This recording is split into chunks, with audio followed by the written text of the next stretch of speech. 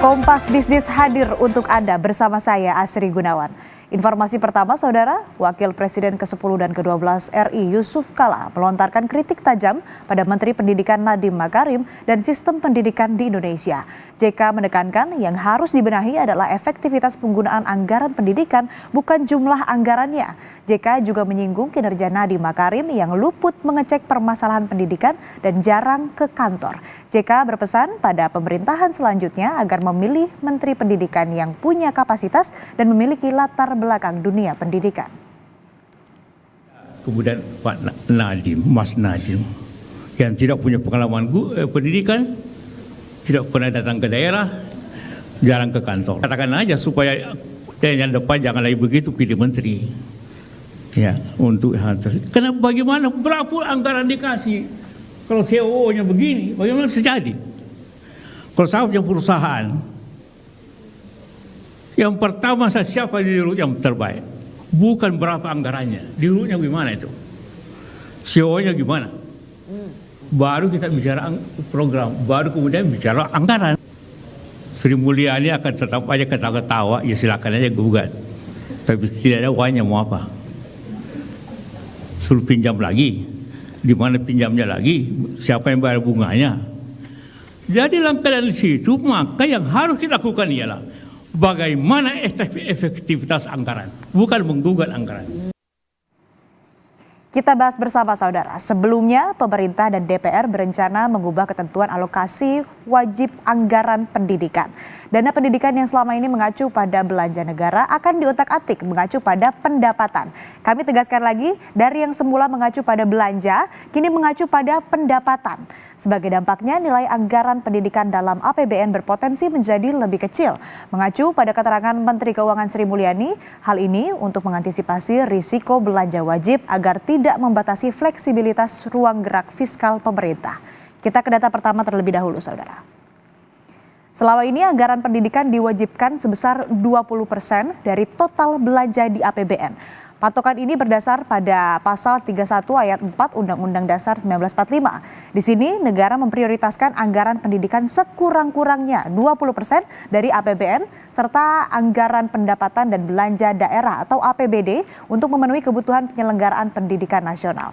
Kami pakai data nota keuangan sejak tahun 2019, anggaran pendidikan setiap tahun ini terus naik. Kita lihat di tahun 2019 anggaran pendidikan ini sebesar 492,45 triliun rupiah.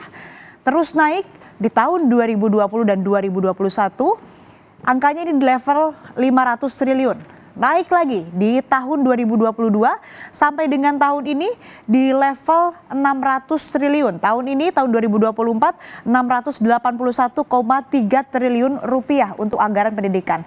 Dan untuk tahun depan, Saudara, bisa Anda lihat di tahun 2025 ini diproyeksikan perkembangan anggaran pendidikan atau anggarannya nanti di tahun 2025 adalah sebesar 722,6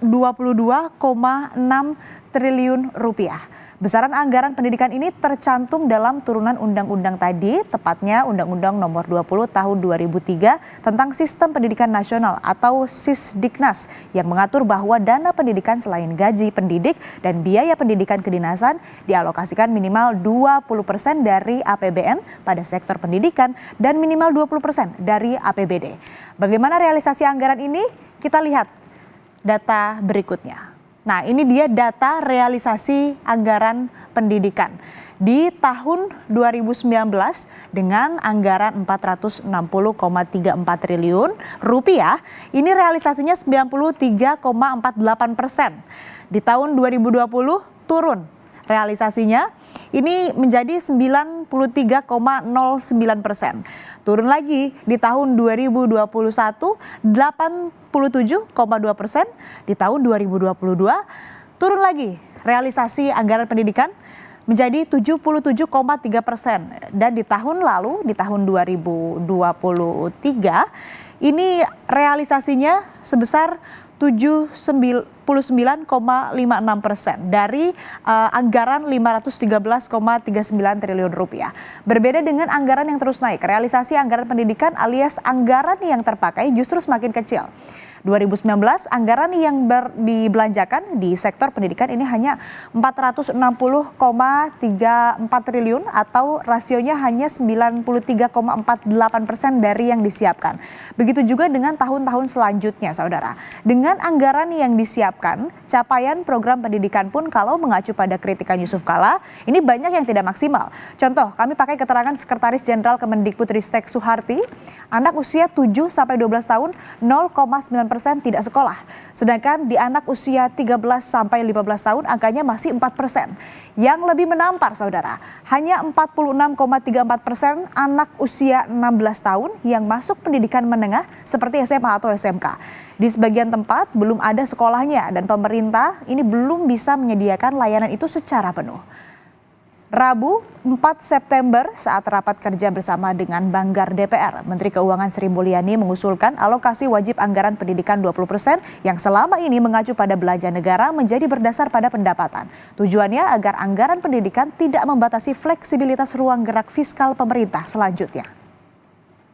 Nggak mungkin semuanya dikunci terus nggak bergerak, itu nanti pasti akan crack.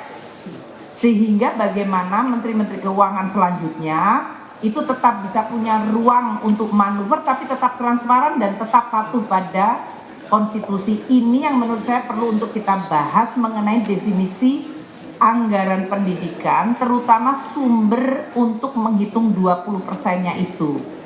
Kami nanti akan mengusulkan bagaimana supaya bendahara negara ke depan itu tetap bisa menjaga APBN itu tetap terjaga sustainable, kredibel, namun juga tetap memenuhi kebutuhan pembangunan dan tetap comply atau patuh terhadap konstitusi.